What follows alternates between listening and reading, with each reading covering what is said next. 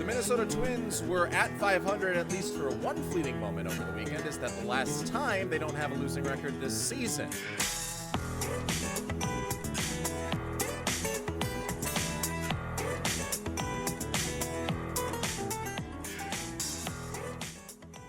Hello and welcome to the Twinkie Town Tavern. This is a Minnesota Twins podcast. I'm your host, Josh Kolojeski, and we've got a busy weekend to recap. The Minnesota Twins play two games. They go 1-1 over the weekend, meaning that they do, in fact, unfortunately, lose their first series of the season to the Baltimore Orioles, much like they lost their first series of the year in 2025. However, the good news is that the Minnesota Twins are winning at least one game in this series, whereas against St. Louis last year, they got swept, and that kind of set the tone for a season that ended up being fairly underwhelming. I don't know if you can really get underwhelming for the 2026 season based on what most of the fans' expectations were heading into this season, but we are at least one win pace ahead of that 2025 year. And before we talk about those games, I did see a poll recently that I thought was interesting, and I don't know how legitimate it was. I didn't do a ton of research into how it was made, how it was developed, the process and all that. I basically just saw somebody retweet it, and it was the hope rankings among fan bases in Major League Baseball for this 2026 season. And they surveyed fans, and the Minnesota Twins hope score or percentage or whatever it was, the number that they attributed to Minnesota Twins fans' hopes for the team was dead last among all 30 Major League Baseball teams, which I think makes sense just based on where the Twins are with their ownership, and especially with some of the non-moves that they made for the third offseason in a row, not making any big splashes in free agency, signing basically the bare minimum, and of course coming off of the major trade deadline last year, there's not a lot of hope, and Pablo Lopez's torn UCL obviously exacerbated that even more. But that means that we can kind of enjoy this season for what it is if we have realistic expectations for the team, have those low expectations, and hope that something happens. If it doesn't, well, it was all kind of according to how we thought, and if it does, then it is a welcome surprise, and at least one game this weekend was a welcome surprise, and that was on Saturday, where your Minnesota Twins win a game against the Baltimore Orioles by the score of 4-1. And in that game, Taj Bradley made his first start of the season for the Twins after kind of an up and down spring training that started off hot, ended a little bit cold.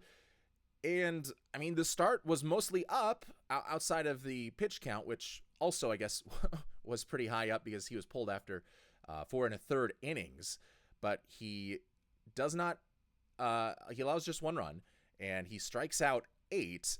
And when you look at the stuff metrics that like Fangraphs and MLB Pitch Profiler do to kind of track the pitches that each pitcher in Major League Baseball throws, and track their spin rate, and track their velocity, and track their movement, and track their vertical break, their horizontal movement, you know, all of that, and then compare it to the average among all Major League pitchers, Taj Bradley, all of his pitches were working for him at a high rate. And he had a fast fastball, and I think that had the lowest stuff rating on it among all of his pitches. He was, you know, for the most part, finding the zone. I think 58 of his pitches were strikes, so right around 60% of his pitches were strikes. And his whiff rate was off the chart. He was making guys swing and miss all throughout that 4 1/3 inning start. And it gave the Twins, I think, some hope that maybe Taj Bradley can be the guy that is able to be your number 2, number 3 starter for the long haul. And he's got some control left. And if that ends up happening, then a Griffin Jax trade for Taj Bradley that happened last year actually looks pretty good. I think the control or lack thereof and some of the lack of command that Bradley has will limit his ceiling as a starter. I think it will stop him from being at that number 1 ace level because he'll throw outside of the zone a lot and he doesn't always hit his spots. And when he misses, that contact can be pretty hard. But we also have seen guys with that same sort of profile have one season where they are able to tamp down on the walks a little bit. Maybe they get a little bit luck on the balls in play, like Robbie Ray, and then they win a Cy Young Award. So even though I think his ceiling is limited as an ace, I think there is maybe a season or two in him where he can have ace-like numbers, much like Robbie Ray did when he won the Cy Young Award back in, I think it was 2021, 2022.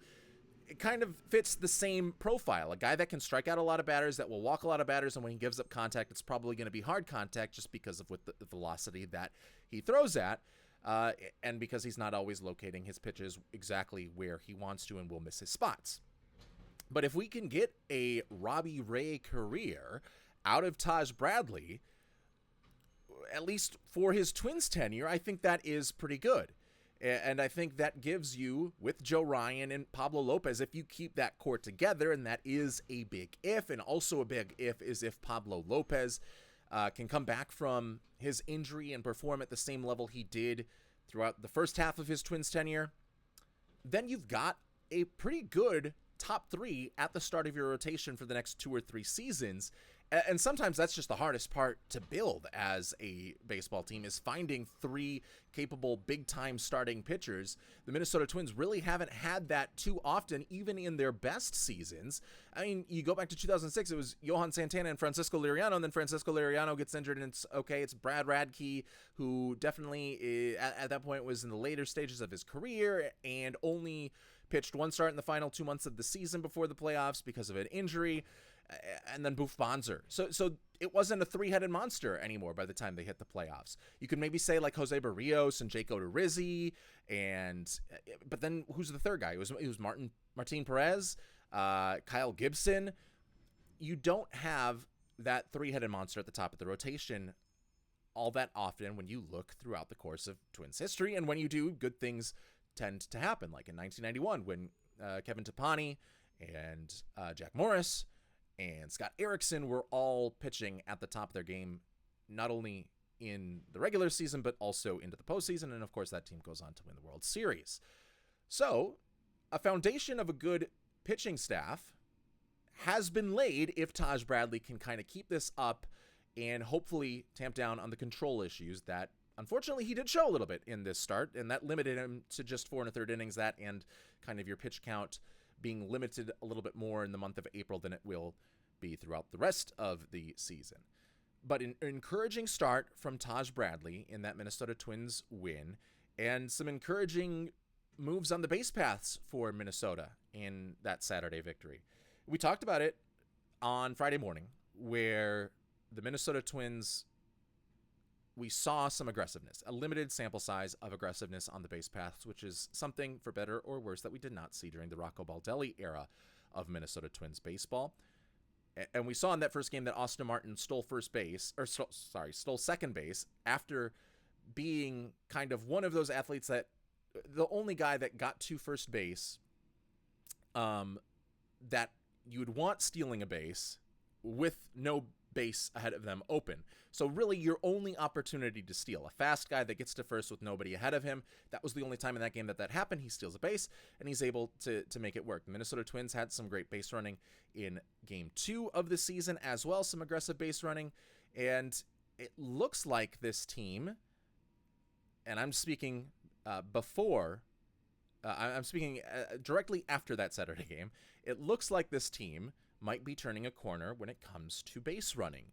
And that was a major fatal flaw for Minnesota last year, especially when you look at the numbers. The Twins, their BSR at Fangraphs or their base running outs created on MLB Savant, they were season-wise quite middling.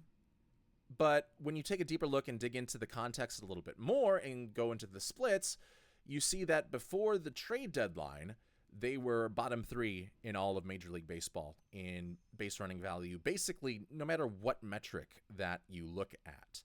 And it was just poor base running all around for the competitive portion of the 2025 Twins season, that 4-month stretch where you thought at least there was a chance that they could win games. Their base running ability or lack thereof severely limited them. And most of their base running value throughout the rest of the season that got them up to that middling part, maybe top 20, top 15 base running team, came after that 2-month stretch where you were just kind of experimenting with what you could get away with, limit testing your capabilities on the base paths, and it was a good thing to kind of see all of that. We see Royce Lewis get a steal. So the Twins are being aggressive on the base paths, and through those first 2 games, you could probably argue that 3 of the 5 runs that Minnesota had scored were kind of directly related, or at least heavily influenced by some aggressive, successful base running. And that, at that point, was a positive for this team, even though it was only 181st of the season at that point. So the Twins get the base running under control. They get the pitching they want. The bullpen comes in and they do a good job. There's a moment where Eric Orsi is able to get a flyout with the bases loaded, with Baltimore threatening and given a chance to take the lead. And now you see this Twins bullpen that gave up 2 runs in the first game and now just 1 run in the second game, and it's starting to little bit more encouraging. However, I think if you peel back the numbers a little bit more, it tells a little bit of a story. The only guy that has above average stuff so far that they've shown, based on the same pitching metrics that we spoke about earlier, the only guy that has above average stuff is Anthony Banda. And Eric Orsi, despite getting out of that jam, still got into that jam. Cody Funderburk hasn't been at the top of his game. Justin Topa's stuff is not really there at this point. Cole Sands had he got the save in that first game, so maybe that is some insight as to who the Minnesota Twins closer is. I think more likely it's going to be closer by committee and using your relievers all situationally, and it was just Cole Sands who had the best matchups. He comes in and gets the saves. He had some decent stuff, but still not elite like we're seeing from some of the starting pitching, Taj Bradley and Joe Ryan in those first 2 starts. So even though the results were there, I still am a little bit concerned about how Minnesota gets those results and how sustainable that is throughout the course of the season. Because if you ask me, and sometimes bullpens can just get lucky throughout the course of the season because they're a much smaller sample size than your starting pitchers, but I don't have a lot of faith if Eric Orsi is throwing the same pitches that he does with the same movement, the same velocity, the same profile.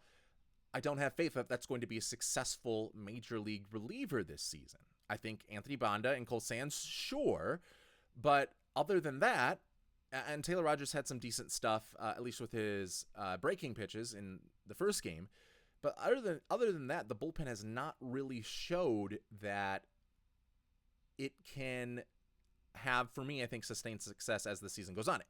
Granted, all of this is based on a now 3-game sample size, and in where we're not seeing all of their pitches, we're not seeing every single scenario sorted out, but those numbers tend to be pretty consistent throughout the course of a Major League Baseball season. So the bullpen, a little bit concerning, but hey, you get the win, you improve to 1-1, and I believe Aaron Gleeman tweeted out that it was the first time since, I think, June or early July that the Twins were not below 500. So the first time in almost a year that Minnesota was not below 500, and it lasted for a full 24 hours. Actually, probably not even a full 24 hours, because by the time the 24 hours had passed, Minnesota had lost to the Baltimore Orioles 8-6 in the rubber match, a series finale on Sunday.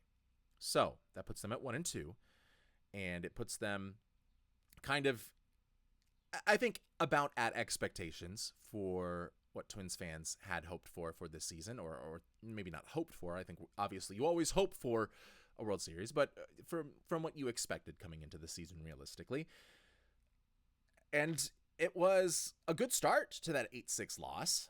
They score 4 runs in the top of the second, and they are up 4-0. Bailey Ober throws 3 scoreless innings, and Tristan Gray, who comes in at shortstop for Brooks Lee, who, by the way, has not been good in the first 2 games that he has been out there. Tristan Gray has a bases clearing RBI double in that second inning. Bailey Ober cruising. I mean, you can say cruising, but putting up numbers that would maybe suggest he was cruising through those first 3 innings. And I was like, all right, we are 1-1 with a 4-0 lead. We can get off to a good start here in this season and start 2-1 and, maybe capture some momentum going forward as we go into our next series. Unfortunately, I think some of the backdoor numbers for Bailey Ober, and if you were just using the eye test, you could kind of see a blow up kind of happening, and it did in that 4th inning. So Ober, I was watching, and we've been watching all spring, and even going back to last year with the injury that kind of hampered what he could do as a starting pitcher and limited him more, especially limiting his velocity to basically 90% or 90 miles per hour and under. Ober, once again, averaged under 90 miles per hour on his fastball, and I believe his fastest fastball of the game was 90.6 miles per hour. Now, we have seen starting pitchers still have success despite not having dominant stuff. The problem is those pitchers often have good command, they are hitting their spots, and they have release points that are pinpoint accurate so that batters can never tell what pitch is coming out of the hand, and they're not tipping any of their pitches. Bailey Ober, in that first inning when I was watching, I wanted to see if he had that command, if he had that control in order to be a viable starter for the Minnesota Twins this season. And he just was missing his spots with his fastball all over the place, up in the zone, way outside of the zone. Mechanically, things seemed to be a little bit off. He had some good changeups, but the secondary stuff besides the changeup also wasn't very good, and there just was not a whole lot of command, and you're not going to be able to make it through a full major league season putting up good numbers if you don't have the command that is required to be a capable starting pitcher when you can only throw 90 miles per hour. Because if you're leaving a 90 mile per hour fastball or an 88 mile per hour sinker up in the zone, that is going to be hammered. And right now, I think Bailey Ober might be following the Nick Blackburn career arc, where Nick Blackburn, if you may remember, certainly wasn't the most dominating pitcher. I think Bailey Ober has much better stuff in the secondary than Nick Blackburn does. Just look at the strikeout numbers and the swing and miss numbers between those two careers. But at this point in his career, Bailey Ober is a lot like Nick Blackburn throughout his Minnesota Twins career. And that is, if his sinker is commanded well, he can be a 4 to 4.5 ERA pitcher throughout the course of the season. Maybe even get a little bit below 4. And can be a starter maybe that you rely on once you hit the postseason. However, if that sinker is not under control, if that fastball is missing its spots, and if the secondary stuff is not fooling hitters, then you become the 2012 version, the 2010, 2011, 2012 version of Nick Blackburn, where your ERA is like in the 5s, 6s, and 7s. And that's kind of what Bailey Ober was last year. And I don't think it was an encouraging start for him in this game against the Baltimore Orioles, who I think are going to have a good offense this season. So I think when you look back and say in the first 2 games of the series, we held them to 3 runs, and, then all of a sudden it was a blow up in game 3. I think you can look at that and be a little bit satisfied with how the pitching staff performed. But it was this 3rd game where just nothing seemed to work. Because after those 3 scoreless innings, we go into the 4th. Ober starts to get hit a little bit harder. I believe it was 5 of 9 or 6 of 9 of the balls that were contacted against him in fair play were hard hit. So he was giving up high expected batting averages against the Orioles all throughout the game. And then it all came to a head in that 3rd inning where the Orioles get 2 men on. It's Tyler O'Neill up at the dish. And Bailey Ober, who I think only threw about 6 sinkers throughout the course of that ball game, leaves a sinker way up in the zone, and it just gets absolutely smoked by Tyler O'Neill. 30 out of 30 ballparks, that's a home run, and it was not great for the Minnesota Twins from then on, because Mick Abel comes in the next inning and, gets the strikeouts, does kind of what I think we expected from Mick Abel this season, and that is get strikeouts, and if the control is not there, look out, because he had 2 or 3 walks, gave up some hard contact as well, and ended up allowing 5 runs in the 3 innings that he was piggybacking off of Bailey Ober. Now, his stuff looked good, and he's a guy that has the 6 different pitches, and we hear all about that, and he can mix them up well, and his release point is, all in the same place, but just did not have, I think, the command on this day. And I think that's kind of going to be the case for Abel a lot this season. Is it's all going to depend on where his command and control is on that day. And I think there are going to be days where he has it, and there are going to be days like on Sunday where he does not have it. And it allowed Baltimore to go up 5-4. Then Royce Lewis, who we'll talk about in just a second, hits a solo home run on the first pitch of, I believe, the 6th inning to tie the game. A home run, solo home run, that first pitch, and it's tied at 5-5. From there, though, a 3-run inning for the Orioles kind of starts to pull them away, and they end up winning that game 8-6. So, Bailey Ober, not great. Mick Abel, bad day. Anthony Bonda comes in, cleans it up at the very end.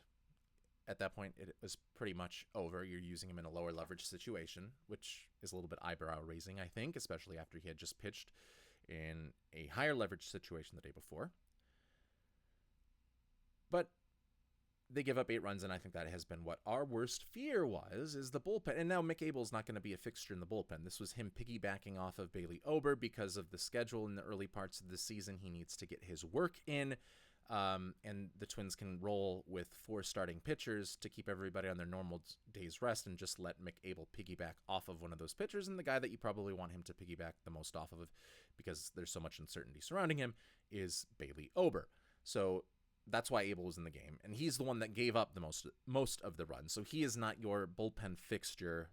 It's not going to be telling of the rest of the season, but in this game, it was still our worst fears being realized, in that it is the bullpen blowing a lead. And Bailey Ober obviously also helped blow that lead with that big 3-run home run that he allowed to Tyler O'Neill.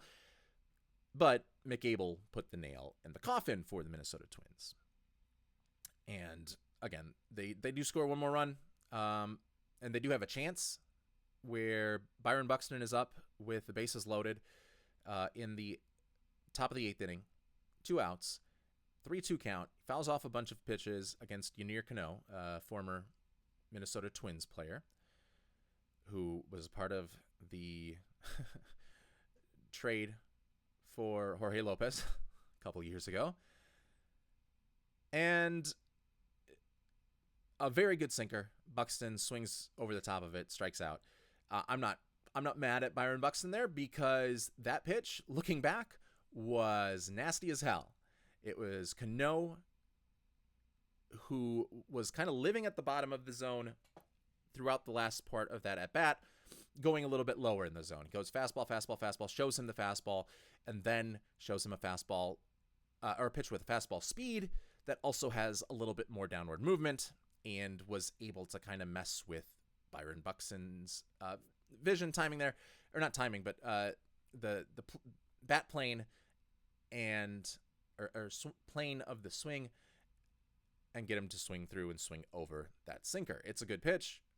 You tip your cap at that point, and that was the Twins' last chance to score some runs, and to maybe steal that game that they had already given up with after allowing that 4-run comeback, blowing that 4-run lead. Now, the Twins, despite scoring 6 runs, that's a good showing for this team. I think you look at it and you say there was definitely more that we left out on the table, and a lot of it was because of bad base running. Let's first start with Josh Bell.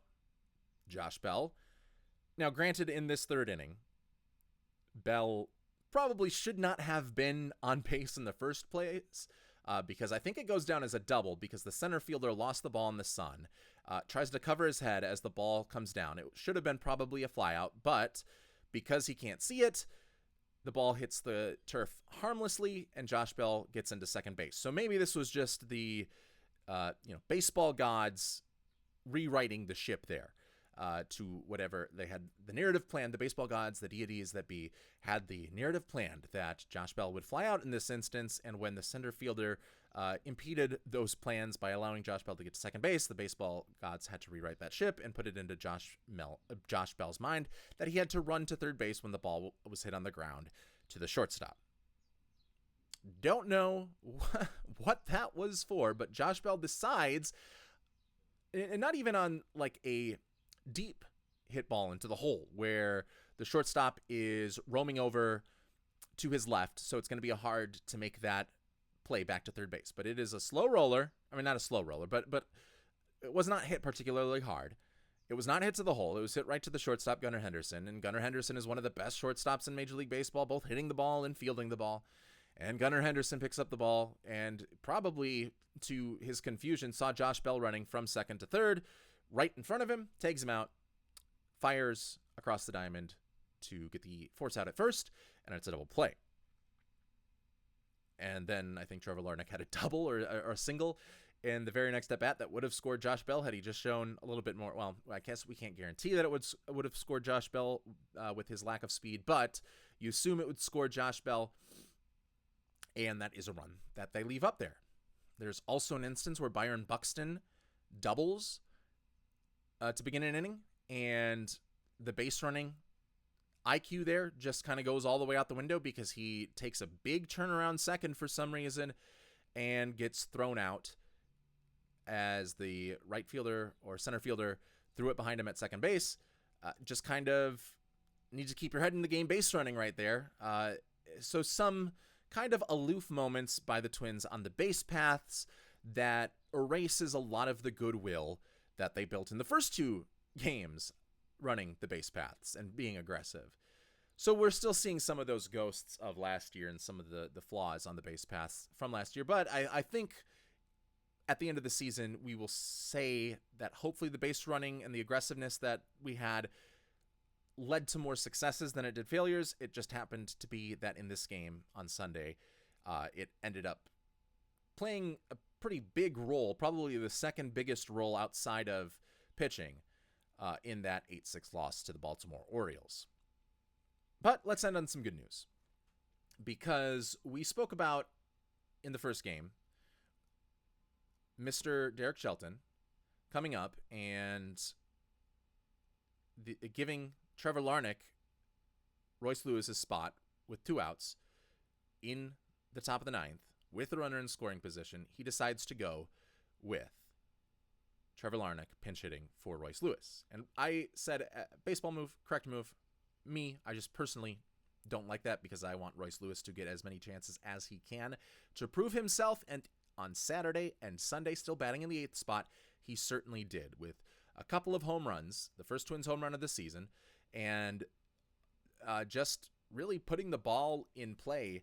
The home run that he hit on Sunday, he had to kind of stretch and poke out for, and then just showed his strength by reaching out for the ball, maybe not even getting like the best part of the barrel onto it, but still pure strength, pulling it out of the ballpark to tie the game at 5 at that point. So we are seeing some good swings from Royce Lewis. We're also seeing some swings and misses.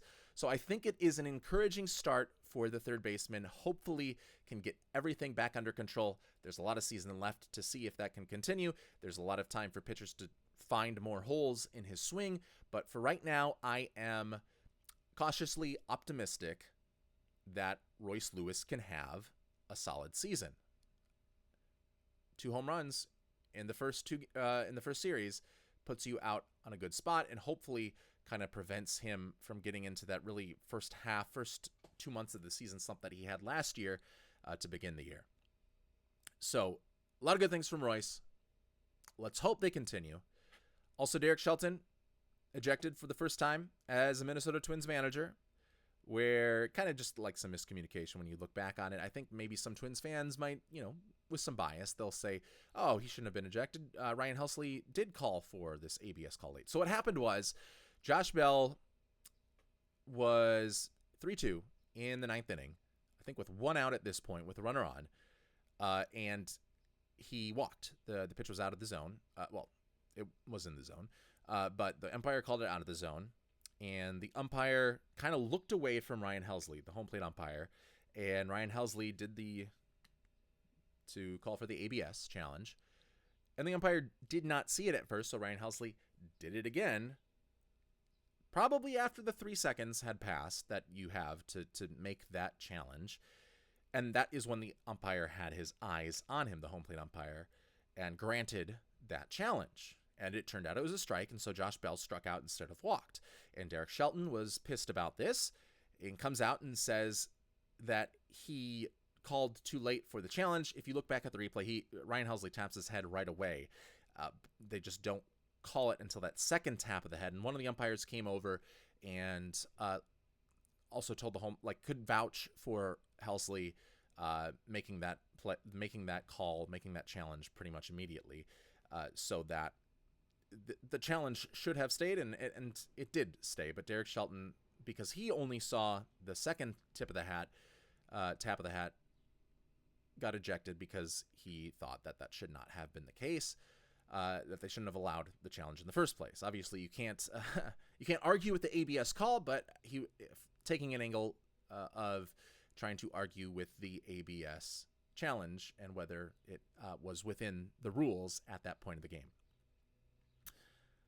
Ryan Helsley had a great response afterwards. He said that he saw where Derek Shelton was coming from because the umpire did not see him at first tap his head, just like we mentioned. And by the time he tapped his head the second time, yes, it probably was past that 3-second mark.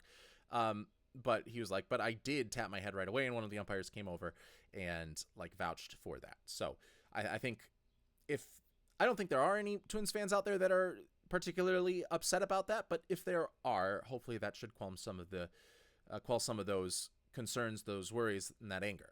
Because it was the right call, and it was within the scope of the new ABS rules. And I think it's also, umpires are still getting used to making sure that they don't take their eyes off the pitcher, catcher, batter, whoever it is, when a pitch is over, because if they challenge, they're going to need to do it right away. So you can't avert your eyes, but just by instinct or by how you've done it for your entire umpiring career, you probably just avert your eyes sometimes and kind of, look to, the scoreboard, look to see how many outs there are, to double check the count, all of that stuff. I think it'll get figured out. I think we'll have some moments like this, not just for the Minnesota Twins, but kind of throughout Major League Baseball, where maybe the umpires don't see it on the first turn, the challenge, and some other manager like Derek Shelton gets upset about it. But I think it will be figured out. I think ABS has been a raging success so far. It does not take a whole lot of time out of the game, and it is getting those calls right. And I also think it's expanding the strike zone a little bit more, because you are getting even that tinge of the ball that hits the edge of the zone is going to be called a strike. So I think that will speed up the game even more, lead to more action as well, because the zone is a little bit more expanded than it otherwise would be through that ABS challenge system. So that's the Minnesota Twins, and they go 1-2 to start the season, and they are not in last place in the AL Central. That is the Chicago White Sox, who are 0-3. They are 1-2. They are a game out of first place behind Detroit, who is 2-1. And they go on and continue their road trip with a game against the Kansas City Royals today. That game starts at 3:10 Minnesota time, and that will be at Kauffman Stadium, a Royals team that is supposed to be pretty good this year, but is right now tied with Minnesota at that 1-2 record.